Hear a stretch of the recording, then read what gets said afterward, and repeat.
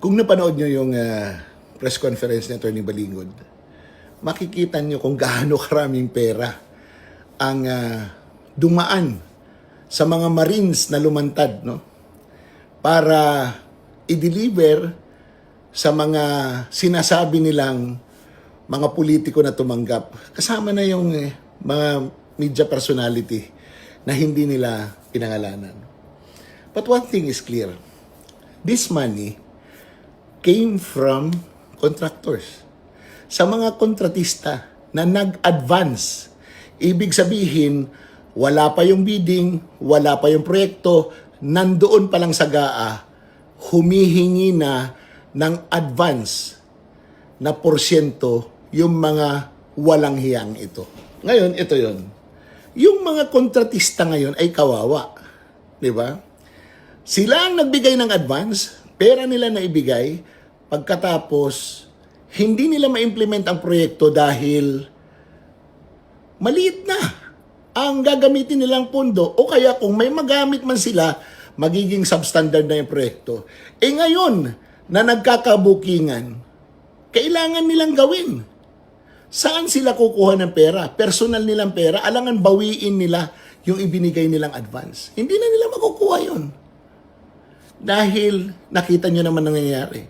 Pag hindi mo ginawa, hindi mo inayos yung kontrata mo, ikaw ang makukulong. Hindi yung taong humingi sa'yo. Yun ang lesson. Yung pagkagahaman, pagkaganid natin sa pera, ayan ang nangyayari. Napunta sila ngayon sa isang malaking trap. Sila ang inuusig, yung mga taong nakinabang sa kanila,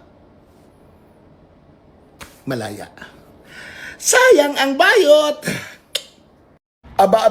Galit daw yung Malacanang kay Kaufman. Kasi daw, idinawit ang pangalan ni Pangulong Marcos sa kaso ni Pangulong Duterte sa Dahig. Bakit kayo magagalit? Hindi ba totoo? Dapat nga kayo ang nandun na kinakasuhan. Dahil kinidnap nyo yung dating Pangulo, dinala nyo dun sa Dahig. That is state-sponsored kidnapping. Yung mga taon to. Saan ba makukuha ni Kaufman yan? Yung impormasyon na yan. Sa mga Pilipino din. Majority of the Filipinos na matitino ang utak, sinasabi talaga na wala nang iba. Si Marcos talaga.